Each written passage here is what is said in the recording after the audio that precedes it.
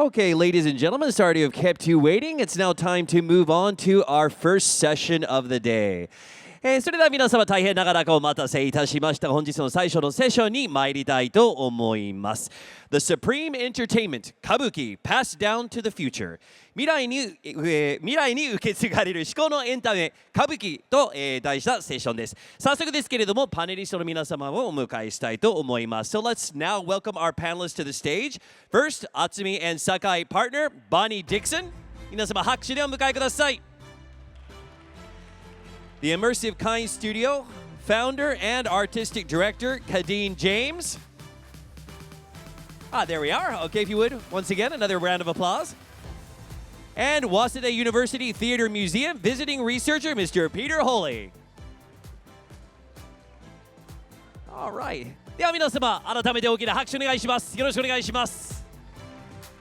So I will turn the mic over to you guys, and as soon as you're ready, just please go ahead and get started. So delighted to be here today. My name's Kadine James. I am the artistic director and the founder of the Immersive Kind Studio. And it's a great honor and a privilege to be on the stage with two extraordinary individuals. I'm delighted to be joined by Bonnie Dixon, who is a commentator on Kabuki and a lawyer, and also the academic and scholar Petr Holy. So today we're going to be talking about the supreme entertainment of Kabuki passed down to the future. And my opening comments are, we've had 400 years of Kabuki. Where do we see the future going, especially with all of these new innovations that are taking place at the moment? And I wanted to kick off by asking Bonnie to tell us about where she sees Kabuki going in the next 400 years. Well, to be honest, I don't see much change of Kabuki in the next 400 years as a basic form of theater, but there are innovations. Kabuki is not static. It's not playing only historical plays, but rather there's a lot of creativity. So we've seen new Kabuki plays developed, for example, based on manga, based on Ghibli movies, based on the Mahabharata. So there's a lot of innovation, but fundamentally the techniques of Kabuki, the music, the oral signals of Kabuki, and the costuming are grounded in historical Kabuki. So it's actually very interesting to see that develop. And Bonnie, where do you see new technologies like AI and virtual production and immersive storytelling coming into play with tradition? How are you seeing that in the future? Well, some people might think that the future involves bright lights and strobe lighting on the stage and things like that. I don't see that kind of thing enhancing Kabuki. But I do see one area where AI may have a role in Kabuki. You might think in the West of plays being written by one person. And there are single-person authors of plays in Kabuki, like Chikamatsu Monzaimon, for example, Kawatake Mokuami.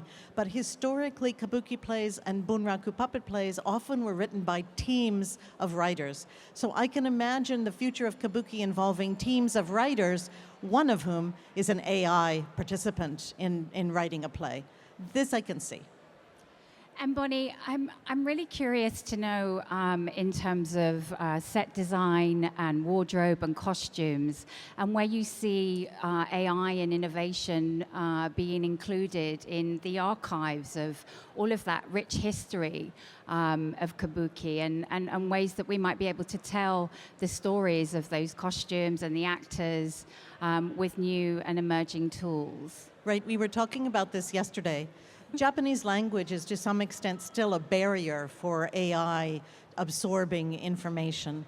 But one of the things that we don't have in the Kabuki world is an accessible, searchable database of Kabuki-related historical materials, plays, and other documentation for researchers.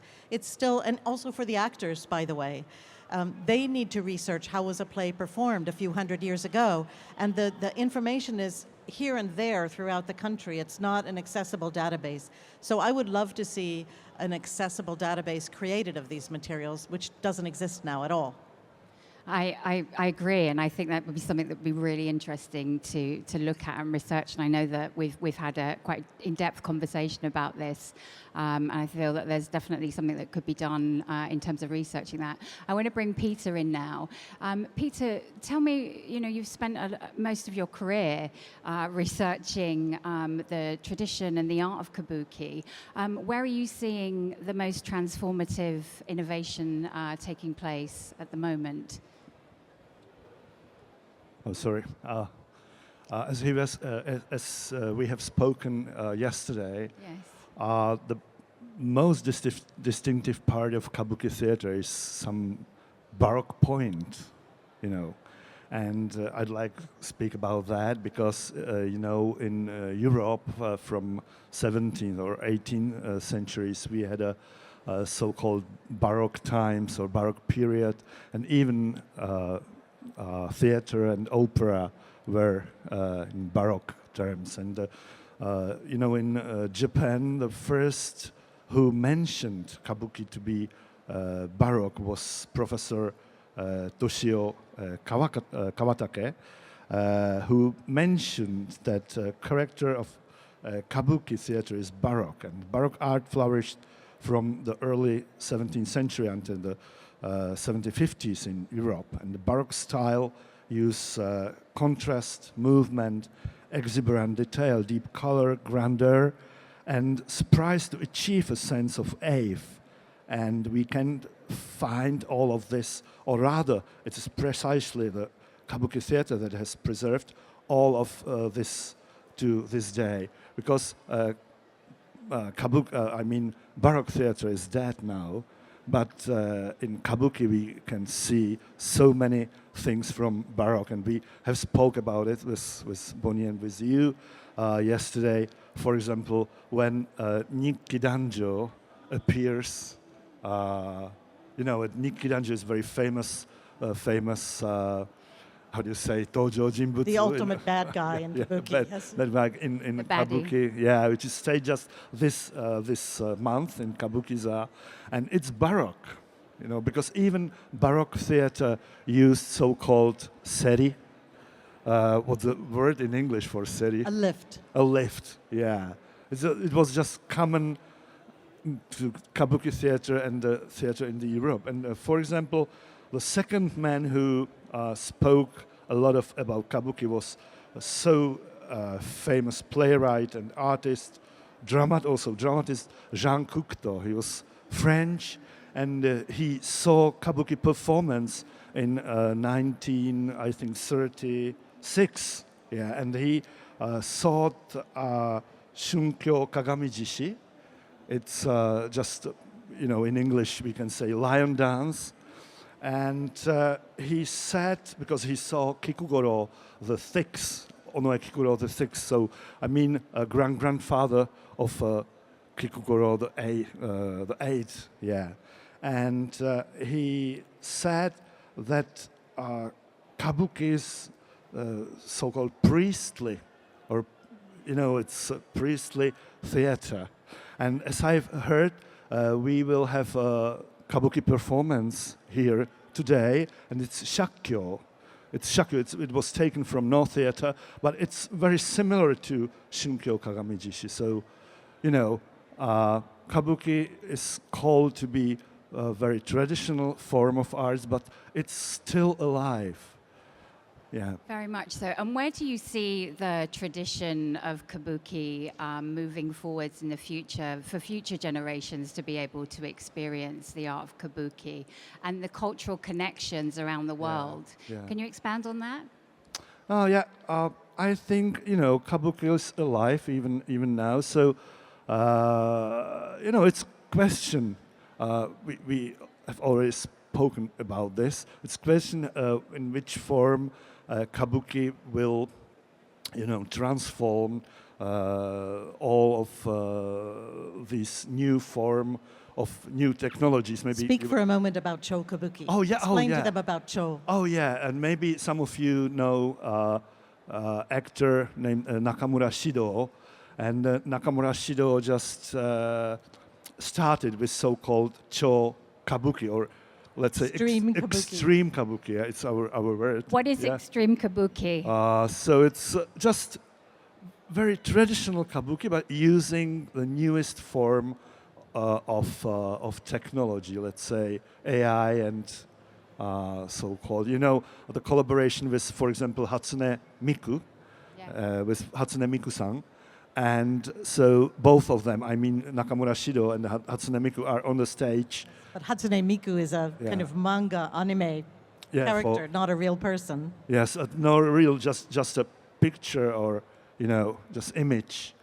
And it's quite, in some way, it's quite interesting to look at the performance when, human actor, Nakamura Shido, is playing together with Hatsune Miku.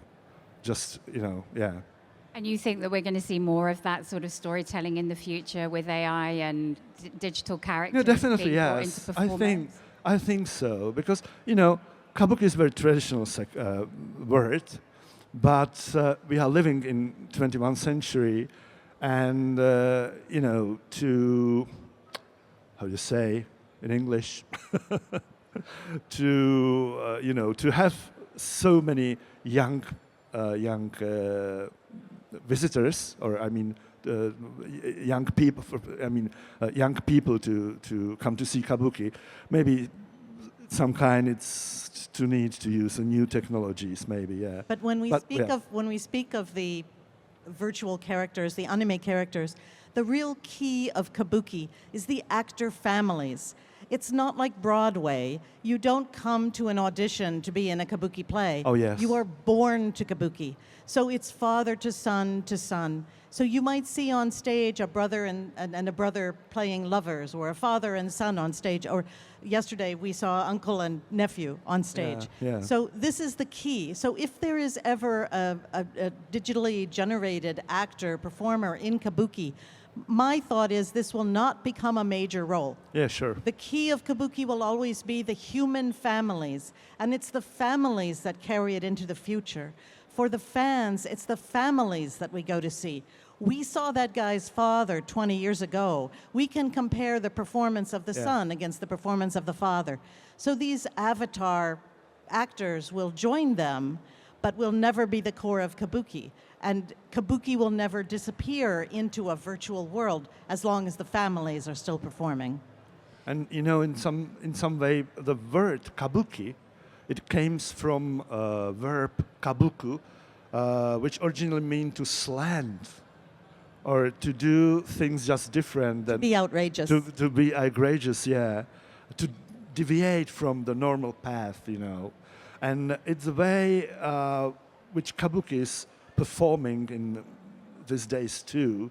So, in my opinion, is something that also happens in contemporary kabuki too, and it's nothing new in the history of kabuki theater, and the theater that has always strived to capture the audience attention and draw as many people as possible into its seats. So it's important for kabuki to use maybe new technologies, maybe. And I think we'll see that throughout the history, and also in the future, being able to bring back some of the actors and the performers from the past.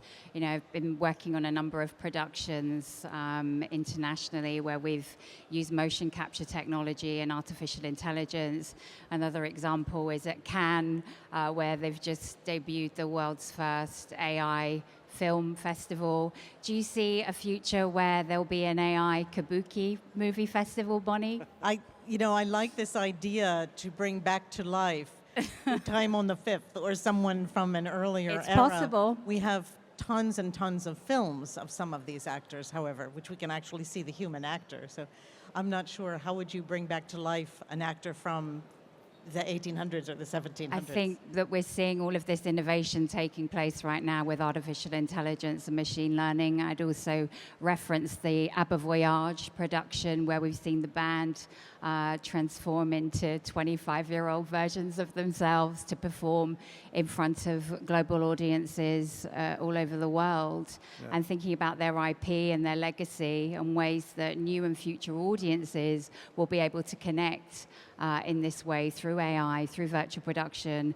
and innovative ways to tell stories, bringing back the past through a new lens, through these new tools and applications. So I'm going to go back to that question. Do you think that we'll have a Kabuki archive that we could bring to life using artificial intelligence and machine learning, or maybe even a film festival in the future? That's a really wonderful idea. I encourage you to pursue that. Peter, what do you think? Oh, yeah, it's, the problem is, how do you say chosakken in English? Oh, you mean you complained the cooperation among... The IP? Yeah. That's a quite problem is in the Kabuki world. And, there's so many books written about Kabuki, just even in English, but they are not on the net, if you mean this. Yes. So there's a huge amount of archives, but you must find the way to it. And sometimes it isn't so easy. But, there is a museum of theater at Waseda University. We call it Enpaku, or Engeki Hakubutsukan in Japanese. And they have so many archives, of course. Or it's a Waseda University, and there is, for example, in Kyoto, there's Ritsumeikan University, which has so many ukiyo-e, that picture of floating world, say it in English. And so you can see how actors looked at the time. Yeah. So there's a lot of materials, but the first, it isn't sometimes it isn't so easy to find the way how to go to the place. Yeah. A good example of In emerging storytellers, so new directors coming into absolutely into the world of Kabuki. There are. I mean, the directors that are producing a Kabuki version of a Ghibli film, Nausicaa he did, for example, or the Mahabharata. These are not coming from traditional. Or One Piece. Maybe. Yeah, they're coming from newly emerged directors. So I encourage that. I want that. And Bonnie, if there was one Kabuki experience that you could bring to life from the past, is there one in particular that you are thinking would be amazing to? She didn't warn me about this. I think it would be amazing to bring to life the earliest Kabuki. Okuni was a woman who founded Kabuki and started the performances in the banks of the Kamo River in Kyoto. And I think if I could bring something back to life, I mean, there are many Kabuki plays about Okuni and her lover and how Kabuki was formed, but that would be interesting to see brought back to life. And speaking about Okuni, also we consider Kabuki to be a purely Japanese theatrical form. It's interesting to know that Kabuki historically absorbed influences from overseas. Yes. And whether it be the costumes, which were at times inspired by the clothing worn in Japan by Jesuits and European merchants at the turn of the 16th and 17th centuries, or woman, as you have mentioned, founder of Kabuki theater named Okuni, who danced with a messy hair on her head, who has carrying a sword in a red sheath, and wore gold-brocade hair, and even wearing a cross, Rosalia from Jesuits. Because, only men were allowed to wear a long sword and a gold howry jacket. And some scholars suggest that Okuni and her followers could have seen or even performing in some of the plays produced by the Jesuits for the education and entertainment of the Japanese Christians. And also we know the cross from that Rosario was a part of a new fashion in those days, something that gave a finishing touch to the outfit of a rebellious dandy called Kabuki mono and at that time. So wearing a necklace with a cross was really and truly Christian, led into the Catholic faith by the Jesus missionaries who kept coming to Japan after 1549. So my dream is as yours to see the Kabuki performance for the time. And there was one theater director who already died, and his name was Ninagawa Yukio, and he performed Junior from Shakespeare. It's Junior. It means in English, Twelfth Night. 12th Night, yeah. And at the first scene, he used very baroque music and boy chorus, and it was so beautiful. So he's one of the first, Ninagawa Yukio, who connected that old European and Japanese times together.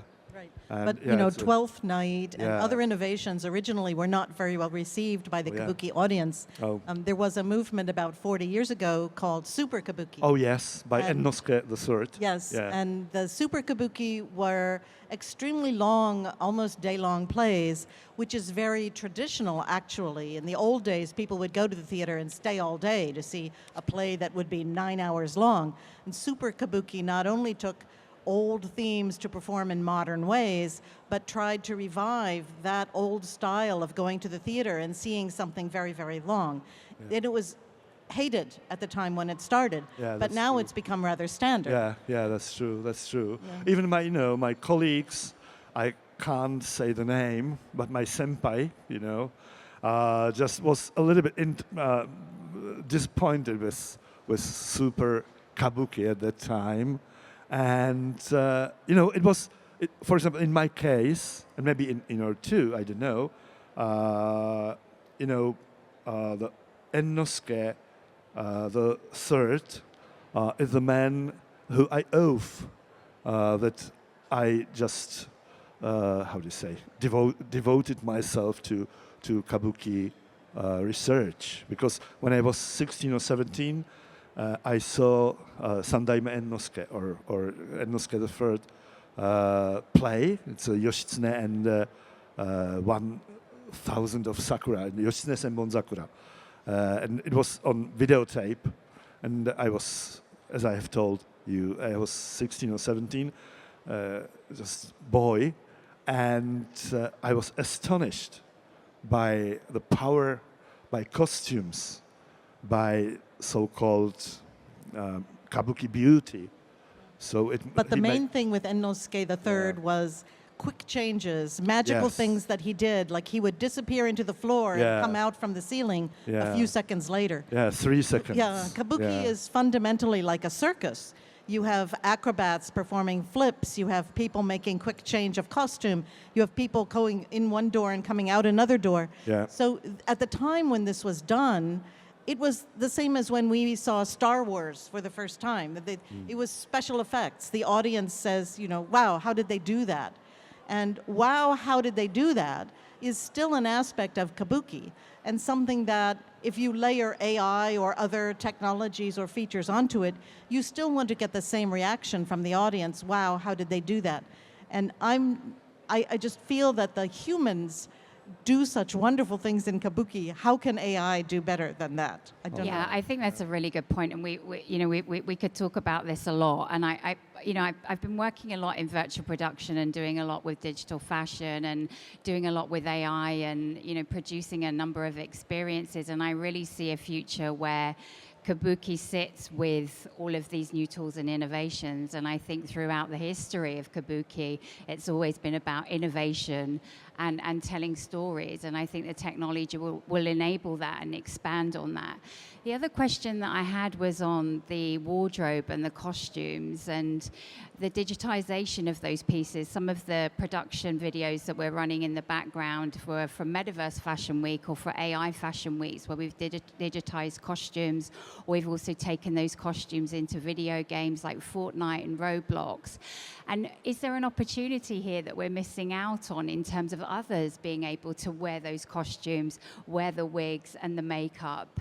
In a virtual world. In a virtual world where it is completely possible to do that. I do that all of the time. I've got so many avatars of myself wearing costumes from, video games and from virtual productions that I've produced. And I see that in the future, this is $1 trillion industry, especially with digital fashion, and that being enabled, through the art of Kabuki, through video games and through immersive storytelling. And I definitely see a future where, we'll be able to open up the wardrobes from Kabuki and the hair and the makeup.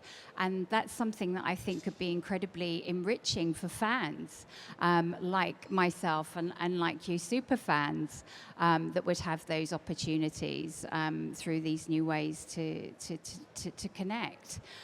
So my thinking is that, we need to unlock the archive and open up the conversation around how we, can digitize those pieces. And I would love to hear your thoughts on whether you think that's a good idea or not. Well, it's a question of if there's an audience for that. Yes, it will happen. There definitely is. And I see that as being, very much part of the future of production and storytelling. I'm working with designers from around the world that are digitizing as well as creating physical pieces. I've just worked, on a big production in London, bringing some of the world's leading fashion designers' collections into a huge immersive environment. And I see a future where, the wardrobe, the whole experience of Kabuki can tour in this way, offering up new ways for audiences of the future to be able to experience this incredible craft. And it is. And I'm very interested in the archives. I would love to understand where the archives from Kabuki live, and if there is any projects that are happening that you're both aware of that are exploring these new tools and applications. I'm not aware of any project. Peter? Are you? Me neither. No. Anyway, but if you visit the homepage of that Museum of Theatre at Waseda or Ritsumeikan University, you can have a look at some archives, of course, but only from maybe 18th or 19th centuries, not 20th centuries because of the law, Right. So. At that case, you will have to go directly to the museum and ask them for a permission. Yeah. So it's definitely a conversation that I'd be keen to explore. Yeah. I had the privilege of going to see Kabuki with Bonnie yesterday, great, and one of the things that struck me was how popular it was. Yes. So many people going to watch. Bonnie, why is it so popular still? Well, I think the Kabuki Theater has been making great strides to advertise Kabuki and bring young people into the theater. So the younger actors are appearing in TV commercials, sure. And they're becoming much more accessible on normal television shows. Some of them appear in serialized television shows or in interview formats. So also the movie Kokuho created a huge wave of interest in Kabuki. The two lead actors are so cute, and they were so wonderful. And they trained for 2 years to do the dances that they did in the movie. So impressive, and I think that's contributing to audiences. But theaters really are full. It's actually difficult to get a ticket. And I think that will continue for some time. Do you not see an opportunity there in terms of ticketing being more immersive in terms of people being able to experience a show across multiple channels, across all devices, where anybody from any location would be able to come in through a headset or on their This I mobile don't or see on their happening. desktop? The Really? assets of Kabuki, the plays, the actors, the performances are kept in a very tight box. Yeah. And that's not think we're only missing because an of copyright opportunity law. there. It's not, don't blame the lawyers. It's not only because of the law.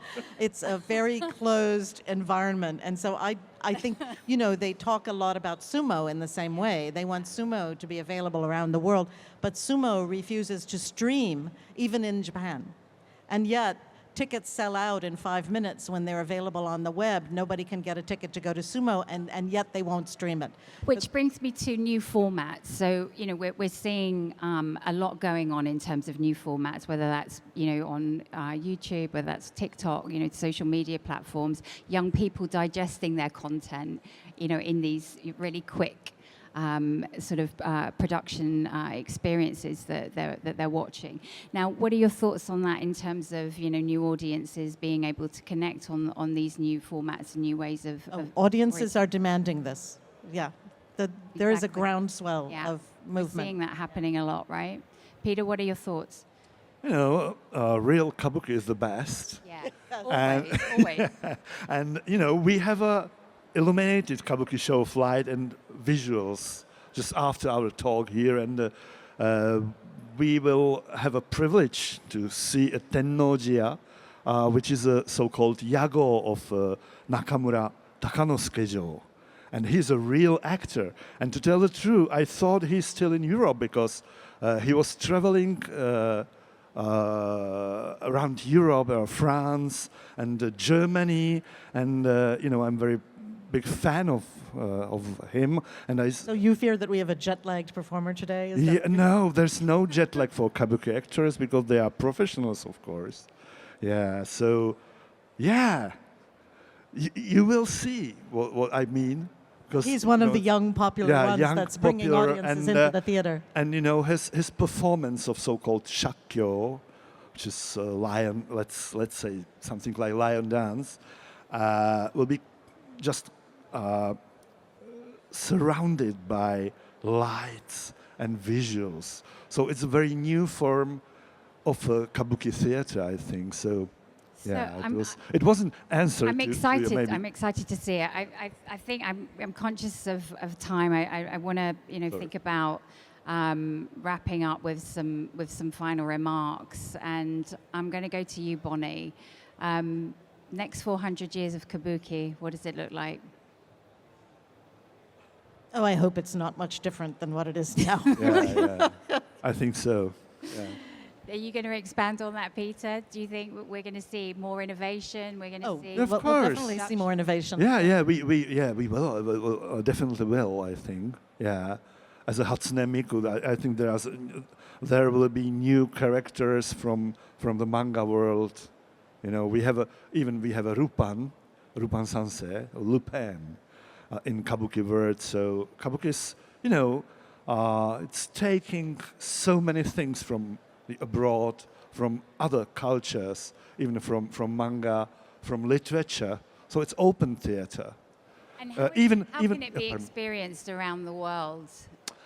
We have or Kabuki is so-called cinema Kabuki. Yes. And it's, for Kabuki in a movie theater. and Kabuki in movie theater, and quite new for maybe 15 or 20 years old, maybe, but quite new, historically very new one. And at the beginning, there was so many actors against, to be taken. In 1935, a very famous film director named Ozu Yasujiro, or Yasujiro Ozu, just took a documentary about Kikugoro the Sixth. It was the stage I have already mentioned, which Jean Cocteau just saw in 1936. So it was the first attempt, and cinema Kabuki or Kabuki at, how do you say, at cinemas. It's a quite new one, but quite interesting. So it's one way how to be shown over the world. And from this place, I'd like to ask Shochiku company to bring more kabuki to the world. Yes. Yeah, because we must see it. Yes, it's Yeah. actually very accessible. Yeah. If you think it's not accessible, because of the circus-like aspect of the theater, it's very accessible. And also, there's usually some sort of English language translation. I mean, that's what I do. My day job is a lawyer, but my other job is I make the commentary. You put in your ear and you're listening to my voice while you're watching the kabuki. It's, in that sense, much more accessible. There's also Japanese language commentary available. It's not dead. Yeah. It's not. Totally. Yeah. Yeah. Well, I'd like to thank Peter and Bonnie thank you. for being part of this incredible conversation and for sharing your insight and expertise on the amazing art of Kabuki. Everybody, please, a round of applause for Bonnie and Peter. Thank you, Kadine.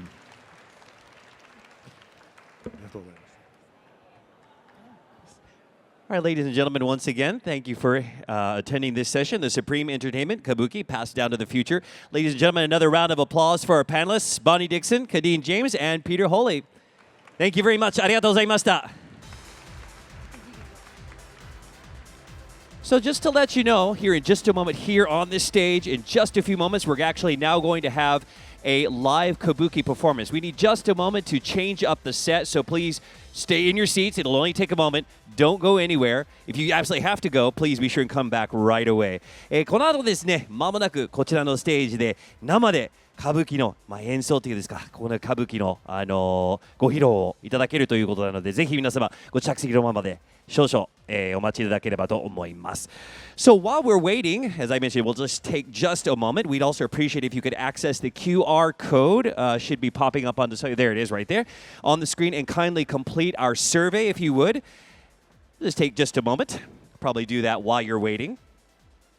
And also, just to let you know, depending on the speaker's availability, there may be a short networking opportunity in the connective space near the stage after this. The connective space for this stage is located just over there, I think. Let's see if I can find it. I haven't seen it myself, actually, today. I think it's right there in the back. If you, there it is right there, okay, in the very back over there, kind of close to the cameras. If you can't find it, just let one of the staff know and they'll show you where it's at. So if you have any questions for our panelists, depending on their availability, you may have a few moments to get access and talk to them. And as I mentioned, we will be moving on to our live Kabuki performance in just a moment. Give us just another moment or two to get the stage ready. この後、間もなくのスタートとなります。もうしばらくお待ちください。